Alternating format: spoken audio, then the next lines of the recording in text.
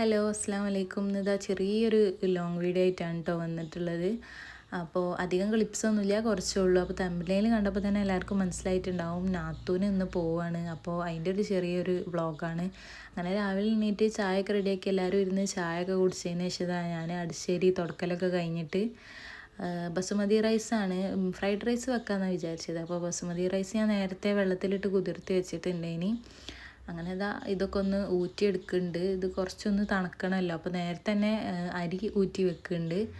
ആ സമയം കൊണ്ട് നാത്തൂന് വെജിറ്റബിൾസൊക്കെ കട്ട് ചെയ്ത് തരുന്നുണ്ട്. അങ്ങനെ ഓള് ഫുള്ള് കട്ട് ചെയ്തെന്ന് ഞാനാണ് കേട്ടോ ഇത് ഉണ്ടാക്കിയിട്ടുണ്ടായിരുന്നത്, ഫ്രൈഡ് റൈസ്. അങ്ങനെ ഫ്രൈഡ് റൈസൊക്കെ റെഡിയാക്കിയതിന് ശേഷമൊക്കെ ഒന്ന് മിക്സ് ചെയ്തിട്ട് അടച്ച് എടുത്ത് വെക്കുന്നുണ്ട്. ഇനി കഴിക്കാൻ നേരം എടുത്ത് നോക്കിയാൽ മതിയല്ലോ. പിന്നെ ഞാൻ രാവിലെ തന്നെ ഈ ഒരു ചിക്കന് മാരിനേറ്റ് ചെയ്ത് വെച്ചിന് കേട്ടോ. ഇത് യൂട്യൂബിൽ കണ്ടിട്ട് ഒന്ന് ഉണ്ടാക്കി നോക്കിയതാണ്. അൽഫാം സ്റ്റൈലാണ്, പക്ഷേ ടേസ്റ്റ് ഉണ്ടായിരുന്നു കേട്ടോ. ലാസ്റ്റ് ഒന്ന് സ്മോക്ക് ചെയ്തെടുക്കുന്നുണ്ട്, അന്ന് വീഡിയോയിൽ കാണിച്ചിട്ടില്ല.